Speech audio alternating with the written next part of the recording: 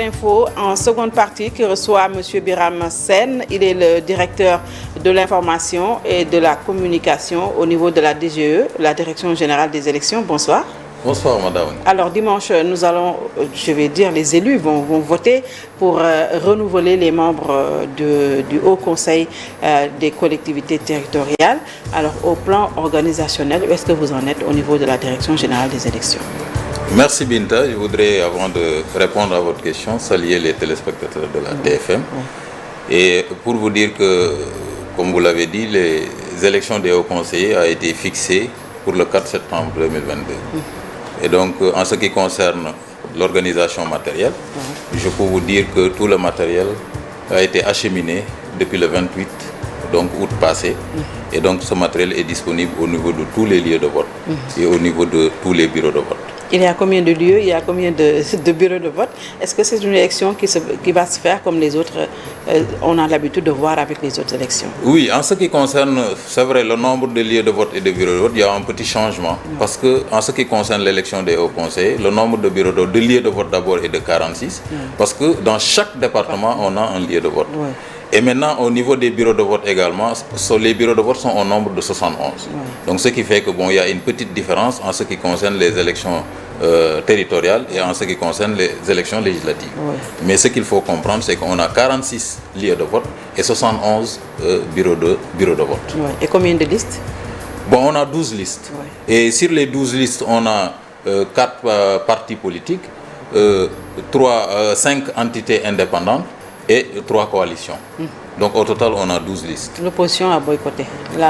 L'opposition, Yehui, Askanui et Art Sénégal n'iront pas à ces élections. Oui, parce que nous, on a reçu ces 12 listes-là et sur la base de ces 12 listes-là, on va partir aux élections. Maintenant, les autres qui ne se sont pas présentés, peut-être ils ont leurs raisons propres. Mais nous, en ce qui concerne la Direction Générale des Élections, on est parti pour faire l'organisation en ce qui concerne les 12 listes. Alors, au départ, est-ce que vous avez eu seulement 12 listes ou alors il y a eu des listes qui ont été rejetées, comme ce fut le cas lors des dernières élections? Oui, j'avoue que pour cette élection-là, il n'y a pas de liste qui a été déclarée irrecevable, parce qu'avec l'arrêté du ministre qui est sorti, donc les 12 listes ont respecté les conditions qui ont été posées. C'est pourquoi le ministre les avait déclarées toutes recevables. Il y a aussi le parrainage des élus.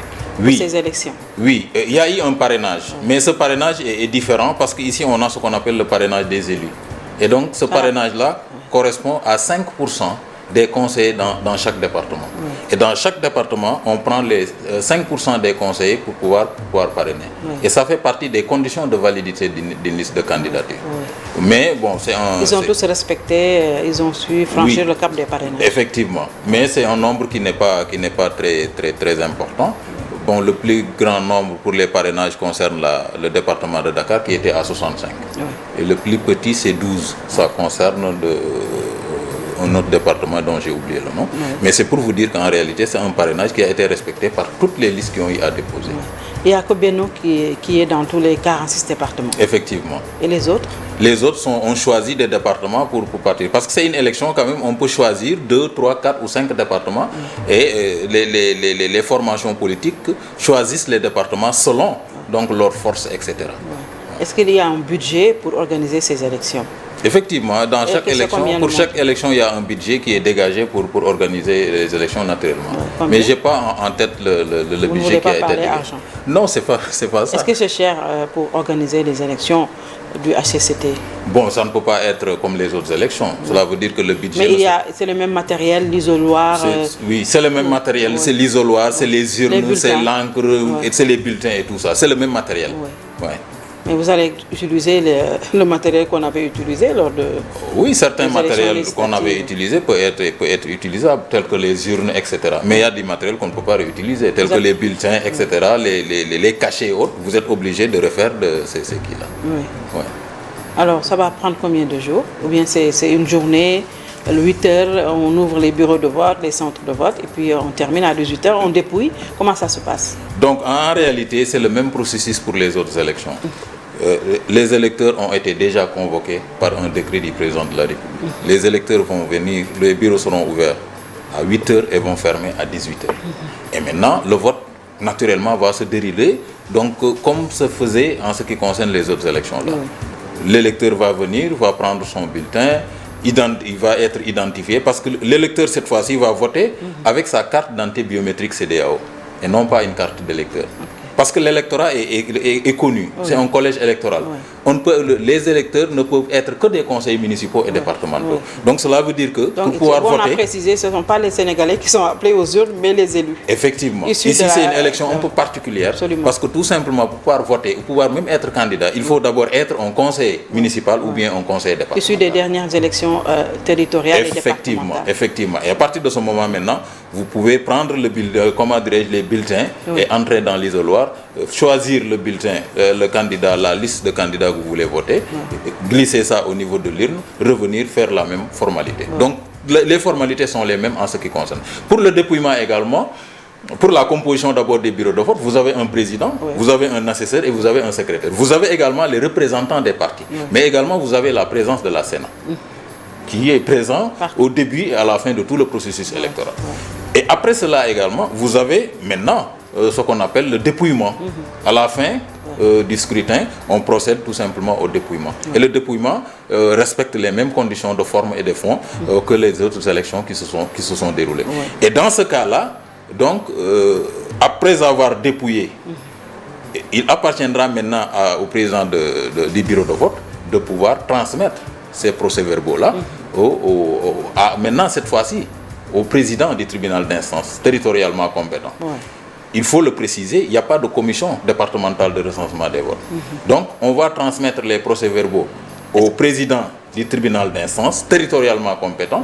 Et ce président du tribunal d'instance également va procéder à une proclamation provisoire conformément aux dispositions du code électoral. Même jour? Le même jour ou bien un jour après. Est-ce que les journalistes pourront donner directement après que le dépouillement soit fait? Oui, parce que ça va être affiché au niveau des bureaux de vote. Et maintenant, en attendant, comme les élections passées. Et maintenant, après cela, donc le président du tribunal d'instance va transmettre les procès-verbaux au niveau maintenant de la Commission nationale de recensement des votes, qui siège au niveau de la Cour d'appel de Dakar. Il va donner les résultats globaux définitifs. Le nom, c'est les résultats provisoires. Donc la Commission nationale de recensement des votes va donner les résultats provisoires. Et cette commission a jusqu'au mercredi à minuit pour proclamer les résultats provisoires.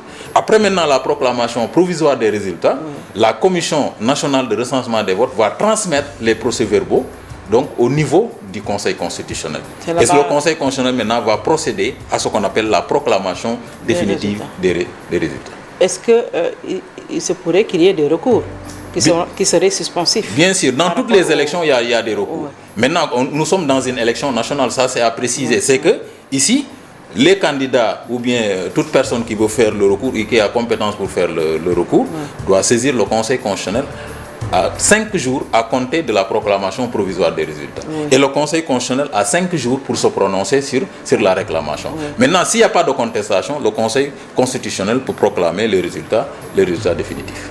Il faut préciser également que c'est 80 hauts conseillers qui seront élus et 70 seront choisis par décret. Effectivement.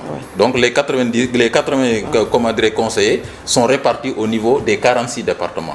Et il y a un décret de répartition de ces conseillers, des hauts conseillers au niveau de chaque département. Et le critère de répartition est le même critère que pour les législatives, c'est-à-dire c'est le critère démographique. Donc le minimum de hauts conseillers dans un département c'est 1 et le maximum c'est 3. Alors la DGE, la Direction Générale des Élections, avant de vous laisser partir, quand même a fait l'actualité durant les élections législatives. On vous a accusé d'avoir falsifié des bulletins. On vous a également, on a vu que vous avez eu à déclarer irrecevable la liste départementale de Yewwi Askan Wi. Et après, on a vu que le Conseil constitutionnel a pris votre contre-pied. Jusque-là, on ne vous a pas entendu sur cette décision qui a rejeté carrément votre décision d'invalider la liste départementale de Yewwi Askan Wi. Madame, vous savez, nous sommes dans un état de droit. Et l'état de droit, c'est quoi? C'est que ce soit l'administration, que ce soit les administrés, que tout le monde respecte la législation. Le Conseil constitutionnel a décidé. Et les décisions du Conseil constitutionnel, conformément aux dispositions de la Constitution et aux dispositions de la loi organique relative au Conseil constitutionnel, s'imposent au pouvoir public et aux autorités administratives. Nous sommes une administration. Le Conseil constitutionnel a rendu sa décision et nous avons appliqué la décision du Conseil constitutionnel. Nous n'avons pas à se prononcer pour critiquer ou pour dire qu'on n'applique pas la décision du Conseil constitutionnel. Ce n'est pas responsable. Donc on est une administration qui doit respecter la législation et on doit respecter également les décisions de justice. Ce que la Direction générale des élections a fait, la décision a été prise, le Conseil constitutionnel avait décidé de remettre la liste et la Direction générale des élections, en toute responsabilité, a procédé à ce qu'on appelle la réparation et a intégré la liste conformément à la décision du Conseil constitutionnel. Mais est-ce que cela ne donne pas raison aux gens qui pensent que quand même la DGE, pour ces élections, a eu à faire beaucoup d'erreurs? Non, je ne pense pas. Parce que pourquoi? Parce que la DGE également se fonde sur le code électoral. Nous, on a notre code électoral qui nous guide. Et toutes les prérogatives et tous les pouvoirs que nous donne le code électoral, on l'applique. Maintenant, c'est la raison pour laquelle également on a fait des voies de recours. Même dans les juridictions, ça se passe comme ça. Une juridiction rend une décision, une personne n'est pas d'accord, cette personne attaque cette décision-là. Je pense que dans un état normal, c'est comme ça que ça doit se passer. Ouais. S'il n'y avait pas de voie de recours, on aurait dit dire. Maintenant, nous, au niveau de la Direction générale des élections, on ne fait pas ce que l'on veut parce qu'on sait qu'il peut y avoir des recours et que nos décisions peuvent être attaquées et même invalidées. Mais nous, en notre âme et conscience, on prend des décisions et maintenant, ceux qui ne veulent pas ou bien ceux qui ne sont pas d'accord par rapport à ces décisions sont libres d'attaquer ces décisions-là. Je pense que dans un état normal, c'est comme ça. Mais nous, au moment de prendre la décision, on était conscient qu'on avait pris la bonne décision. Maintenant, on nous a invalidés, on a pris notre responsabilité et on a appliqué la décision du Conseil constitutionnel. Le fichier également, ça pose souvent problème. On entend souvent les oppositions dire, demander d'être à disposition du fichier, mais que la Direction générale des élections et le ministère ne leur donnent pas à temps le fichier qu'ils réclament. Où est-ce que se situe le problème? Moi, je pense qu'il n'y a pas de problème. Ce qui se passe, c'est quoi? C'est qu'en réalité, le fichier électoral est réglé par le code électoral. Oui, c'est-à-dire? Il y a une disposition, c'est l'article L11 du code électoral qui prévoit que le fichier doit être remis aux partis politiques 15 jours avant le scrutin. Mais ça a été fait au niveau des élections législatives passées. 15 jours avant le scrutin, on a appelé aux mandataires des partis pour venir récupérer le fichier électoral. Certains sont venus à temps, d'autres sont venus 2 jours ou 3 jours avant même les élections. Et ça a été organisé au niveau de la Direction générale des élections. Et toutes les coalitions ou les partis ou tous les partis qui se sont présentés ont reçu le fichier sous format électronique et sous format papier. Donc moi je pense que c'est un débat qui n'a pas sa raison d'être parce que tout simplement... Oui, parce qu'eux, ils pensent que c'est de 2 poids 2 mesures, d'autant plus que le parti au pouvoir qui a son ministre de l'Intérieur peut être à disposition du fichier pendant le temps qu'il voudra l'avoir.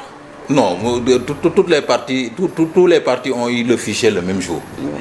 Tout parti qui veut avoir le fichier, il vient au niveau de la Direction générale. 15 jours avant les 15 jours avant, on vous donne le fichier. Mais Benno pouvait disposer du fichier par l'intermédiaire du ministre de l'Intérieur. Non, je ne pense pas. Je ne pense pas. Oui. Et c'est pas au niveau de la Direction générale des élections, on ne donne pas le fichier tant que c'est pas dans les délais. Le fichier est donné 15 jours avant le scrutin. Que ce soit le Benno Bokk Yakaar, que ce soit les autres partis, on leur donne le fichier 15 jours avant le scrutin. Et ça a été fait au niveau des élections passées. Et ils ont la possibilité de vérifier sous format papier et sous format électronique. Oui. Le fichier qui est toujours aussi objet de polémique par rapport à sa fiabilité. Mais moi, je pense que la fiabilité du fichier... On entend toujours l'opposition décrier la fiabilité du fichier. Oui, vous savez la fiabilité. Oui. Il y a des paramètres pour apprécier la fiabilité d'un fichier. C'est quoi ces paramètres? Et la fiabilité, c'est quoi? C'est qu'en fait, il y a eu des audits qui se sont faits. Depuis 2018, il y a eu des audits. Mais récemment, en 2021, il y a eu des audits du fichier électoral. Que disent les auditeurs? Les auditeurs disent que le fichier est fiable. On est parti... Mais pas à 100%. Des recommandations ont été faites. Est-ce que ces recommandations ont été appliquées? Bon, vous savez, la perfection n'est pas de ce monde. Oui. Nul n'est parfait. Il peut y avoir des éléments qu'on peut corriger et tout ça. Mais toujours est-il que tous les éditeurs qui se sont passés ont dit que le fichier est fiable. Le fichier est fiable. Dans leur conclusion, c'est ce qu'ils disent.